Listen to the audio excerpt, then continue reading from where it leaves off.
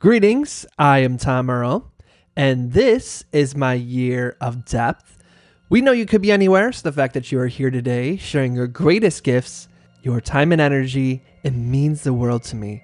I hope you know that in this moment you are valued, you are loved, and you are appreciated just as you are. As you can see, I am not alone. We have another solo episode for you. Hope you've been enjoying these. I appreciate the feedback that everyone's been sharing with me. I want to read from you a few passages from two books today. And the first is Ibtihaj Muhammad's Proud. There's this question Tim Ferriss asks his guests where he says, what's one of your most gifted book? And this is probably my most gifted book that I've given to people is Ibtihaj Muhammad's Proud. Such an inspiring book. And I want to read to you from her prologue, just a couple sentences or a couple paragraphs here from Ibtihaj Muhammad's Proud in the prologue. So here we go. We're going to jump in reading directly from the book. Ibtihaj says, when no one knows where you fit into the social order of color and creed, confusion ensues until order is restored. Until people understand who you really are, that is when they stop and listen. And that's why I wrote Proud. I want people to understand who I really am, and maybe other Americans like me will feel the same. To get to know the journey behind the headlines of the first U.S. athlete to compete in the Olympic Games wearing hijab. I wrote this book because I wanted to chronicle my quest to challenge society's limited perceptions of what a Muslim, a black woman, or an athlete can be. I want people to know that much of my strength as an athlete comes from how high I had to climb to release myself from society's boxes and show up to the party even when an invitation was never extended to me. Along the way, I had to learn how to be tough and tenacious or risk losing the fight before it even started. I had to maximize my expectations for myself because no one else would, and I had to have the guts to pursue what I wanted even though it meant charting my own path. I didn't have any role models to look up to who looked like me in fencing, or there weren't any other Muslim women wearing hijab at the elite levels of sport to ensure my quest. I had myself, my family, and my faith, and that was enough for me to persist.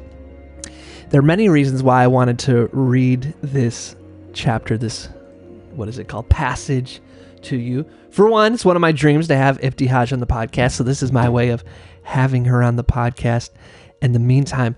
But the power of storytelling, to tell our stories, as Ibtihaj has here in the beginning, until people understand who you really are, that is when they stop and listen. And I love how she so clearly explains her why in the beginning, in the prologue, of why she wrote this book. Clearly explains the meaning and what matters most to her. Later in the book, there's this quote that she wrote down. Well, I wrote the quote. Of course, she wrote it in the book. I wrote down this quote she has here. The average person doesn't understand that a professional athlete isn't born. She's made. It takes relentless, all-consuming training and untold personal sacrifices before any of the glory is seen. Now, I'm imagining that a lot of you listening right now are relating to some piece of what I shared from Ibtihaj. And for you, let's just put this in here. The average person doesn't understand that a professional blank, insert whatever it is that you are out here trying to achieve, isn't born, she's made. And it takes relentless, all-consuming training and untold personal sacrifices before any of the glory is seen. Whether that is that I want to be the best parent, the best sibling, a professional this, a professional that. All of that in the end is going to take focus. It's going to take sacrifice. It's going to take training. And what we've been focusing on, we started it with the last solo podcast that I had on here, where I reviewed a book called Essentialism by McKeown. Is the underlying message was the disciplined pursuit of less. And what that really means, especially I want to put it in the context of what Ibtihaj is talking about here, is that if we don't get really clear on what matters to us, what are our priorities, us personally, if we put aside the sometimes pressure or guilt that is thrown upon us, or the expectations or the boxes that people put us in, if we free ourselves from that just in our own mind for a space that allows you to dream and to get clear what matters to you. What do you want your legacy to be? Once you know that answer, there is a lot of saying no. There is a lot of, when we say sacrifice, I think of sacrifice as choice. There are a lot of decisions on what we can and cannot do. And that is why we shared in the past one where we reviewed Essentialism, where they said the way of the essentialist means living by design, not by default. And too often when I get to work with some really awesome people, and success can be a gift and a curse. The curse is that you all of a sudden get inundated with more opportunities. And those opportunities, while a blessing, can start to water down your focus, water down your impact, water down your ability to go deep. And so we really covered on that episode. If you haven't yet, go back and listen to the previous solo episode I did on essentialism, on the disciplined pursuit of less, that we need to get clear on what matters to us. Now, I want to go over this next book that Greg McKeown just recently released called Effortless, because it really starts to allow us to take this to the next level. So if we now understand that whatever your goal is, professional athlete, insert whatever it is, they're not born, we are made. How are we going to intentionally create our story? How are we going to intentionally put one foot in front of the other to create by design rather than default the life we want to live? And one of the themes that we've been sharing on these episodes that I've been recording right now is really talking about burnout. Now, for people who want to achieve big, bold, beyond the star dreams, oftentimes we find ourselves dipping into burnout because we want to push it. We have this vision, this excitement. And I hope that through these episodes, I've helped us realize that burnout is not your friend. It is not at all your friend. So I want to jump in. We're going to start right there from Greg McKeown's Effortless, and we're going to start here reading some of his passages. So we're going to start here. This is what he has, and we're going to talk about it. It goes like this. Burnout is not a badge of honor. It is true that hard work can equal better results, but this is true only to a point. After all, there's an upper limit to how much time and effort we can invest. And the more depleted we get, the more our return on that effort dwindles.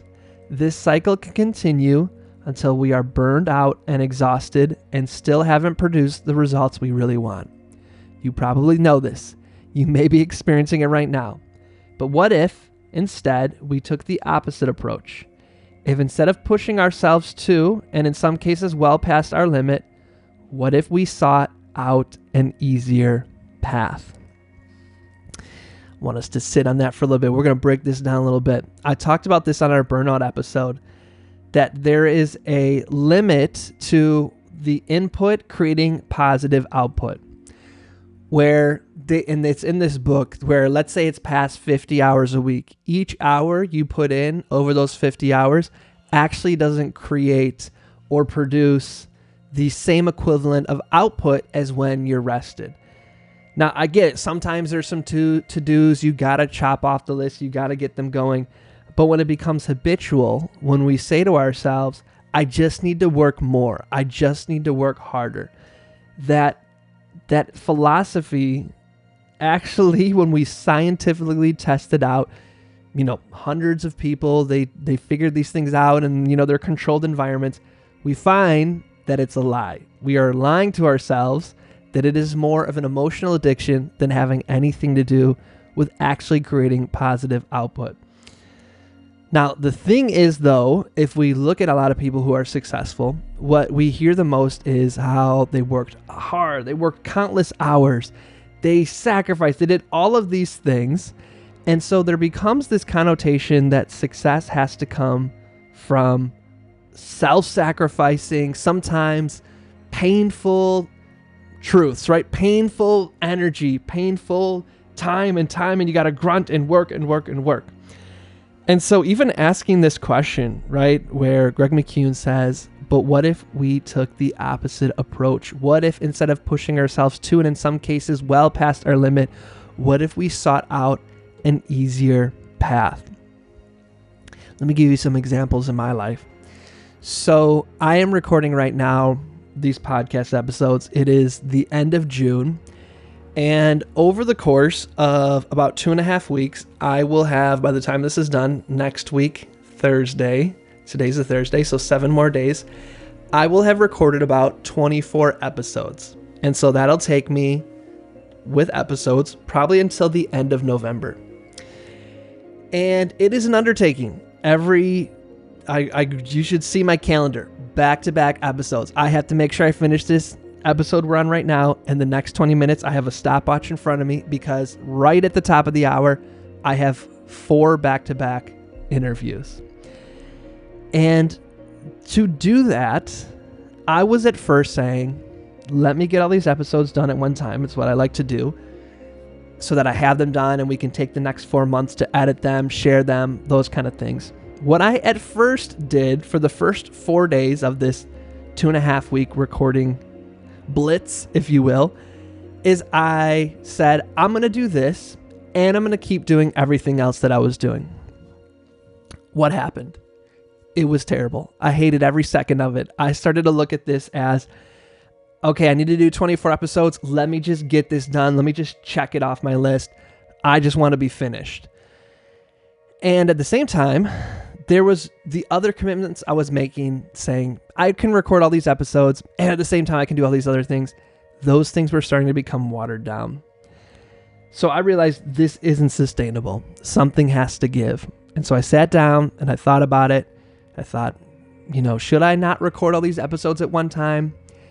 And went through it. And here's my reasoning. You can get some behind the scenes. I find that when I do these all at the same time, that they are really great quality, because I'm in that mindset. I'm pulling from everything around me to record. I get a great flow. Like right now, I'm both recording an episode for you and I'm practicing recording an episode. So what I'm going to record in 20 minutes is going to be strong. I won't be rusty. So I like being in this moment, recording all these episodes. So I realized this is what I want to do. This is going to create the best process. It's also easier on my team if they're just recorded and they can work weeks ahead of time. Okay, so we need to keep recording. That's going to happen. So then I had to say, all those other things that I normally would be doing during this time, I just have to pause. For example, my inbox, my Facebook, my sales calls, all these things, I had to intentionally just hit pause on. There are messages right now that I am just dying to answer from people that I haven't responded to them in 7 weeks. But I have a message going on that when you email me says, I am recording right now. Please forgive my delayed response. And so I have to, within me, have the discipline to say no to those things. And the reason being is it makes my life easy. It makes it a breeze. Like, yes, it is taking effort and thought and energy to record these episodes, but it's been very enjoyable because my day is completely booked. I have the day planned out and I plan it in a way where I still take an 1.5 hour lunch break. I'm still getting 8 hours of sleep. I'm still with my daughter in the morning. I'm going to go pick her up from daycare. We're going to go play in the park. It's not destroying my life trying to create this end goal. The process is just as important as the end result. And there's this question, I guess I'm quoting Tim Ferriss again. There's this question Tim Ferriss asked is, how could I do this easier? And so that's what I love about this first way that Greg opens his book, Effortless, is by getting us to start to ask ourselves, what if right now something you're doing is really difficult, you're stressed about it, what would it look like to take the opposite approach? What would it look like to seek an easier path? We're going to keep reading from the book. Here's what Greg McKeown says in Effortless. Here is what I learned. Trying too hard makes it harder to get the results you want. Here is what I realized. Behind almost every failure of my life, I had made the same error. When I'd failed, it was rarely because I hadn't tried hard enough. It was because I'd been trying too hard. We are conditioned over the course of our lifetimes to believe that in order to achieve, we must also overdo. As a result, we make things harder for ourselves than they need to be. Whew, jeez Louise, Greg Giving it to us real. We're going to read that one more time, that last part. We are conditioned over the course of our lifetimes to believe in order to achieve, we must also overdo. As a result, we make things harder for ourselves than they need to be. Y'all, where are you seeing this in your life? Where have we inadvertently made things more difficult for ourselves than they had to be? Where are we putting in too much energy? So here's something that happened with me.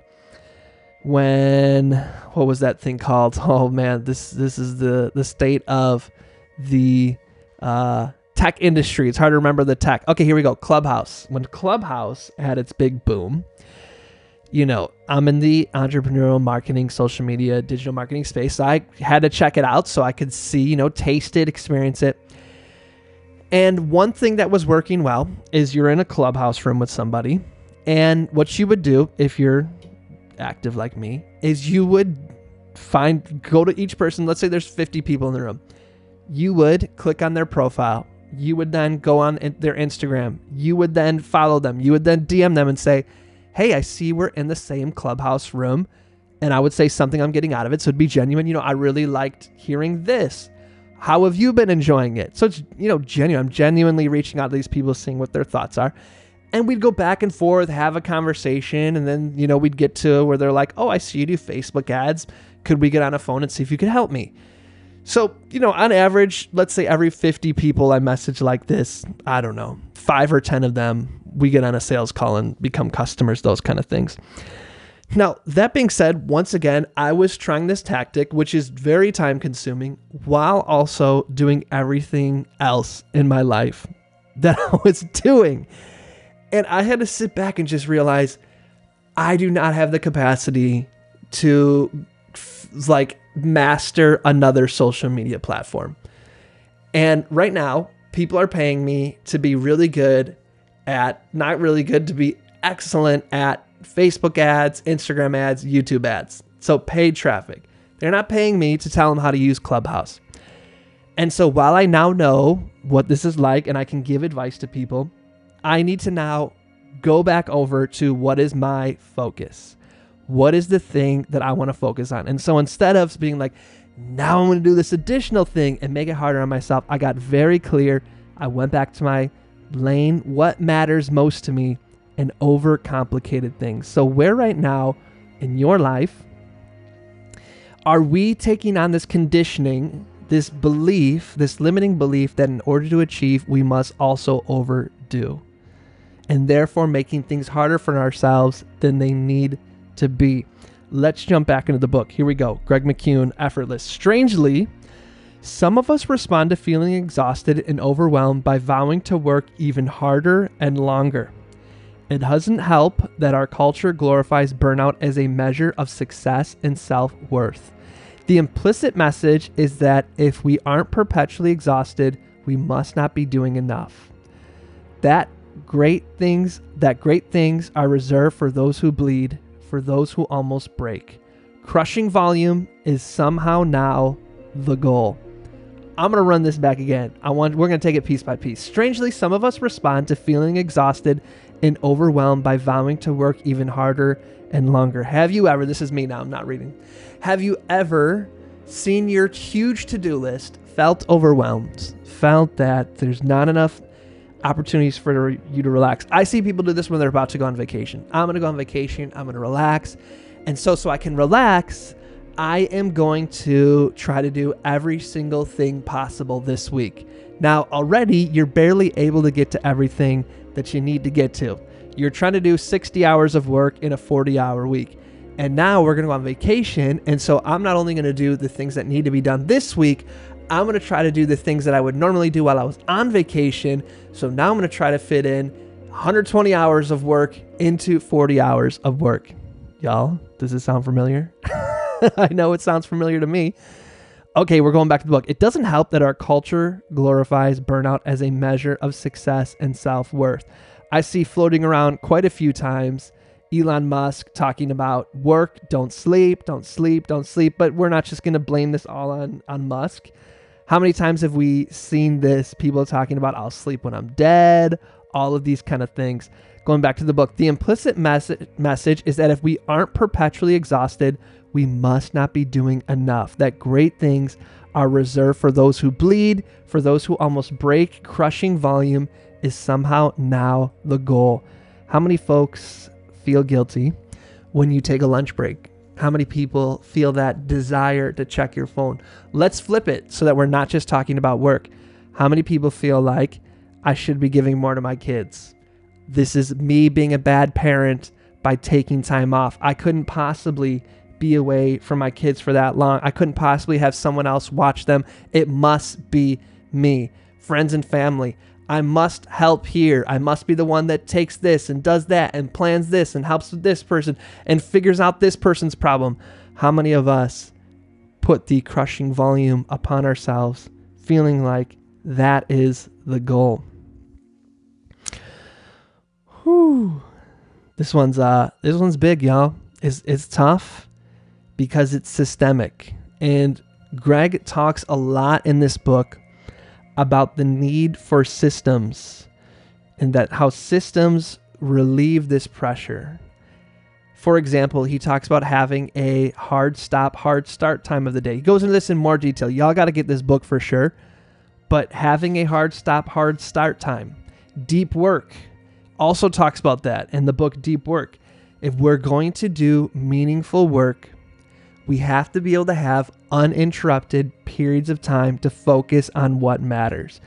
That's not going to happen when we say yes to everything. Let's talk a little bit about our energy. Going back to the book, here we go. I'm going to read from Greg McKeown's Effortless. We can miss the signs that we've reached the end of an energy cycle. We can ignore the loss of focus, low energy, and fidgeting. We power through. We can artificially try to compensate with caffeine or sugar to get past our energy slump. But in the end, our fatigue catches up with us, making essential work much harder than it needs to be.